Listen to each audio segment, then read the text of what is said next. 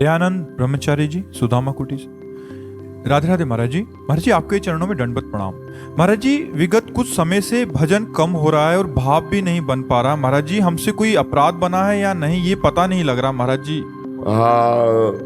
विगत कुछ दिवस से तो मतलब अपराध की ही संभावना है, क्योंकि भोजन में तो एक दिन का विक्षेप हो सकता है, 2-4 घंटे का विक्षेप हो सकता है, कुसंग में थोड़ा समय विक्षेप हो सकता है, लेकिन कई दिनों से भजन में व्यवधान पड़ रहा है, इसका सीधा संबंध अपराध से ही है। और अपराध कोई संतजन बड़ा अपराध नहीं करते, बस सबसे बड़ा अपराध हो जाता है। बड़ा अपराध जिन्हें संसार में कहा गया है वो काम तो नहीं करते, पर सबसे बड़ा अपराध बन जाता है किसी संत में दोष दर्शन। दोष दर्शन करना, दोष श्रवण करना, दोष कथन करना, ये सबसे बड़ा अपराध है। तो अगर किसी महापुरुष, कोई अव्यक्त वैष्णव जो जिसे हम समझते भी नहीं कि किस कोटि का है, उसकी निंदा सुन ली या उसकी निंदा कर ली या उसमें कोई दोष दर्शन कर लिया, तो हमारे भजन में व्यवधान पड़ जाएगा। वैष्णव के असंतुष्ट होने पर या वैष्णव की निंदा होने पर या वैष्णव में दोष दर्शन होने पर हमारा भजन तब तक नहीं चलेगा जब तक उस दोष का मार्जन नहीं हो जाएगा। नहीं तो भोजन में और कुसंग में इतनी दम नहीं कि भजन करने वाले के कई दिनों तक भजन में विक्षेप डाले, ऐसा नहीं हो सकता। कुसंग तत्कालिक वो विवेक के द्वारा अपने को ठीक करेगा। भोजन माना एक दिन विक्षेप हो जाएगा, लेकिन कई दिन विक्षेप पड़ना ये अपराध के अंतर्गत बात है। कोई न कोई वैष्णव अपराध बना है। अगर आपकी समझ में अभी नहीं आ रहा है तो आप एकांत में बैठकर भगवान को साक्षी करके प्रार्थना कीजिए कि हे संसार के व्यक्त अव्यक्त समस्त महापुरुषों, यदि जान अनजान में हमसे कोई अपराध बना हो तो क्षमा करो। यदि हमें मार्जन करने के लिए उनके चरणों में झुकना है तो झांकी हमारे सामने पेश करो, हमारे सामने वो रूप लाओ कि किस संत का अपराध बना है, तो बात बन जाएगी और हम अपराध मुक्त हो सकते हैं। नहीं तो भजन में विक्षेप पड़ ही जाएगा। एक संत भगवान, हमारे गुरुदेव भगवान के पास यमुना तट पर उस समय कुटी में विराजते थे, तो गए और उन्होंने कहा, यही प्रश्न किया, तो गुरुदेव भगवान ने कहा अपराध बन गया।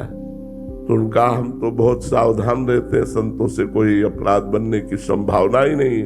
महाराज जी ने कहा दृढ़ बात, कोई अपराध बन गया, आप ढूंढो। तब चूंकि वो महापुरुष थे तो सामने कहा ढूंढो, तो उनके एकदम दृष्टि में आ गया। उन्होंने कहा तो मेरे मन में ये चल रहा है अंदर, क्या यही अपराध है? बोले तो महत अपराध है, गुरु के प्रति अपराध कर लिया। इसलिए आप जाइए और अपने गुरुदेव के चरणों में प्रणाम कीजिए और उनसे कहिए कि मेरे मन में आपके प्रति दोष आया, अब आप ये चाहे दंड दीजिए या क्षमा कीजिए। दूसरे दिन आए और उनका भजन चल पड़ा। तो उनका यही अपराध आपको रोक रहा था। तो अगर ऐसा कोई अपराध कहीं किसी संत के प्रति भावनात्मक है तो भगवान से क्षमा मांगिए और प्रार्थना कीजिए कि यदि ऐसे न क्षमा हो तो जैसे दुर्वासा जी को बताया कि अम्बरीश जी के ही चरणों में पड़ो जाके, ऐसे हमें संकेत कर दीजिए कि किस संत के प्रति हमारा शारीरिक मानसिक वाचिक अपराध बन गया, उसे हम क्षमा याचना कर लेते हैं। अगर ना प्रगट में कोई आवे तो माथा रखकर संपूर्ण विश्व के व्यक्त अव्यक्त संतों को प्रणाम करके क्षमा मांगिए, जरूर भजन चल पड़ेगा, जरूर चल पड़ेगा। उन्नति जी, दिल्ली से। राधे राधे महाराज जी। महाराज जी, जब संत जन ये कहते हैं कि अपनी सारी चिंता श्री जी के भरोसे छोड़ दो, तब मन में एक प्रश्न उठता है कि यदि हम सब अपनी अपनी चिंताएं श्री जी को के भरोसे छोड़ते जाएंगे तो क्या इतने लोगों को संभालते संभालते श्री जी थक नहीं जाएंगी? एक आदमी ट्रेन में डिब्बे पे दौड़ रहा था, डिब्बे में।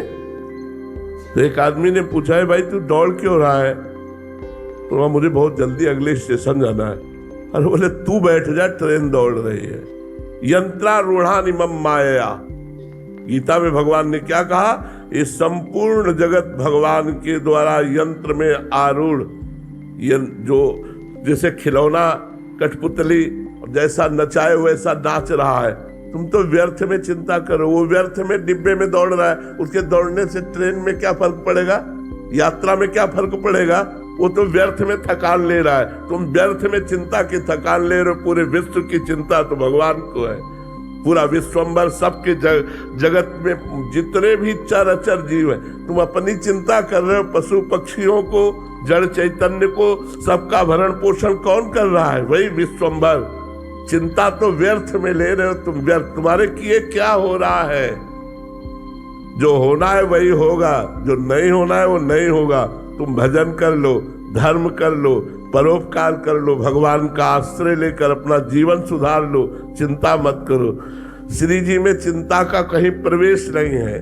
बिना चिंता के वो सबकी चिंताओं का हरण करने वाली चिंतामणि प्रणवताम ब्रज नागरीणाम, वो चिंतामणि है, वो स्वयं चिंतामणि है। तुम्हारी समस्त चिंताओं का हरण कर लेंगी, लेकिन उनको कोई चिंता नहीं होगी। यही तो श्री जी में सामर्थ्य है कि सबकी चिंता है लेकर भी निश्चिंत है। और तुम अपनी ही चिंता में परेशान हो, अपनी चिंता को छोड़ो और चिंतन करो, वो सब संभाल लेंगी, एक एक कदम पर संभाल लेंगे। हम तो सबसे प्रार्थना करते हैं अपनी बात उदाहरण देके।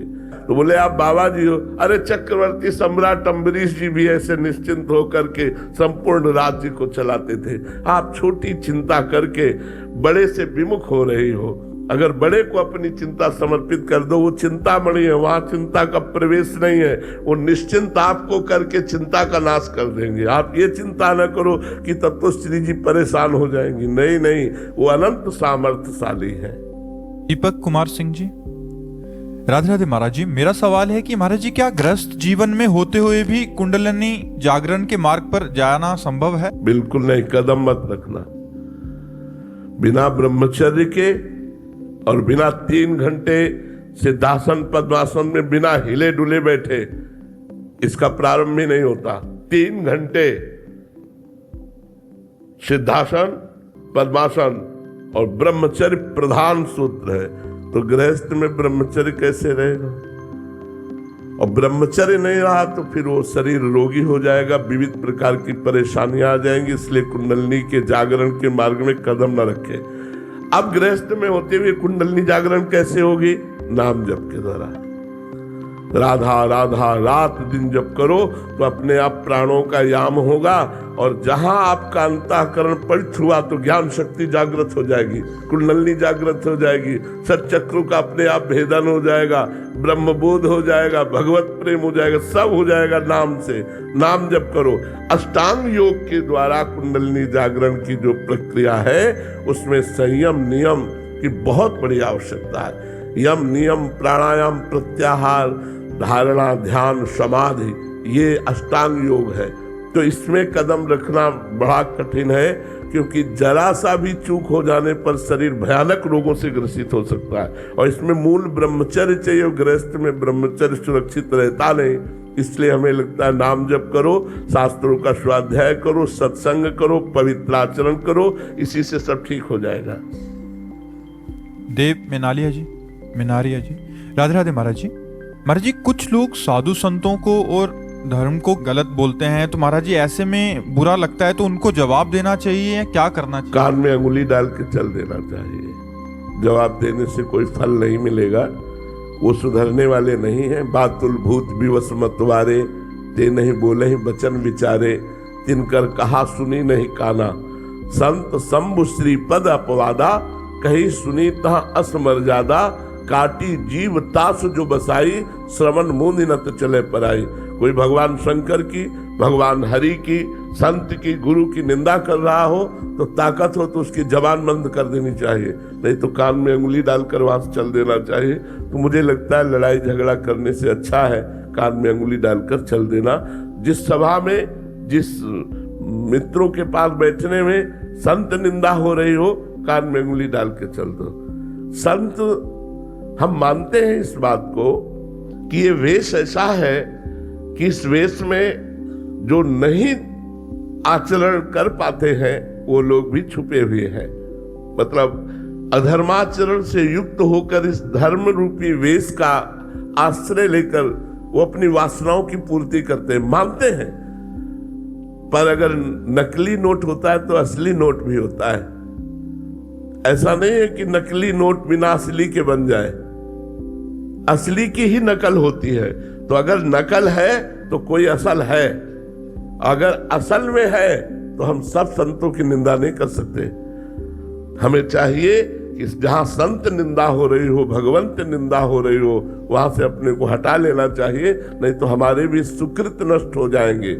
भक्तन निंदा अति बुरी, भूल करे जिन कोय, किए सुकृत बहु जन्म के छिन में डारे खोए। भक्तों की निंदा सुनना और भक्तों की निंदा करना, ये बहुत जन्मों के सुकृतों का एक साथ नाश हो जाना है। साधु अवज्ञा तुरंत भवानी, कर कल्याण अखिल कहानी। अखिल कल्याण करने वाले पुण्य पुंजों का नाश तत्काल हो जाता है जब कोई संत निंदा करता है, वैष्णव अपराध कर। और किसी पाप में इतनी दम नहीं, और कोई पाप बन जाएगा उसका प्रायश्चित है नाम संकीर्तन, नाम जप। लेकिन संत अपराध बन जाए तो नाम जप होगा ही नहीं, नाम कीर्तन होगा ही नहीं, और नाम कीर्तन से नहीं होने वाला जब तक उस संत के प्रति हम क्षमा याचना न कर लेंगे। तो हमें चाहिए कि जो लोग माया के द्वारा ग्रसित हैं वो बेचारे हैं। जैसे पागल लोग रोड में कुछ बोलते हैं तो हम लोग ध्यान नहीं देते कि पागल है, ऐसे वो माया के पागल लोग हैं जो भगवान के प्रेमी महात्माओं की निंदा करते हैं, भगवान की निंदा करते हैं। ऐसे लोगों की बातें ही नहीं सुननी चाहिए, वो कोई भी हो। तजिए ताहि कोटि बैरी सम यद्यपि परम स्नेही, जाके प्रिय न राम भय देही। जो भगवान से प्रेम नहीं करते, संतों से प्रेम नहीं करते, ऐसा चाहे जितना बड़ा कोई सगा हो उसका त्याग कर देना चाहिए। तजो पिता प्रहलाद, विभीषण बंधु, भरत महतारी, गुरु बलि तजो कंत ब्रज बनितन, भे मुद मंगलकारी। प्रहलाद जी ने हिरण्यकश्यप का त्याग कर दिया, तजो पिता प्रहलाद। विभीषण जी ने रावण का त्याग कर दिया, भाई है, बंधु इतना प्रिय है लगता है, लेकिन विरोध में खड़े होकर के छाती पे गदा मारी कि राम विरोधी तू है। भरत जी ने जीवन में कभी अपनी माँ को माँ नहीं कहा, क्योंकि भगवान श्री राम को 14 वर्ष वनवास देने के कारण उन्होंने अपनी माँ का त्याग कर दिया। भगवान वामन को भूमि दान के समय रोका गुरुदेव शुक्राचार्य जी ने, तो आज्ञा का उल्लंघन करके, गुरु आज्ञा का उल्लंघन, गुरु को त्याग करके उन्होंने भगवान को संकल्प किया 3 पग भूमि दान का। गुरु बलि तजो कंत ब्रज बनितन। ब्रजवासिनी गोपियों ने अपने पतियों का त्याग करके परम पति भगवान श्री कृष्ण का भजन किया। बोले भे मुद मंगलकारी, ये मंगलमय स्वयं और दूसरों का मंगल करने वाले हो गए। इसलिए तो जहाँ भगवान और भक्ति की निंदा वहां से हट जाना चाहिए, नहीं तो अपनी प्रवीणता के द्वारा उसकी जबान बंद करनी चाहिए। उसकी काटी जीव तास जो बसाई, श्रवण मुंद न तो चले पर आई। तो हम विरोध तो नहीं करेंगे, लड़ाई झगड़ा करना ये संतों का या भक्तों का कार्य नहीं होता। कान में अंगुली डाली चल दिया, तुम भोगो, तुम्हारा कर्म ही तुम्हें दंड देगा।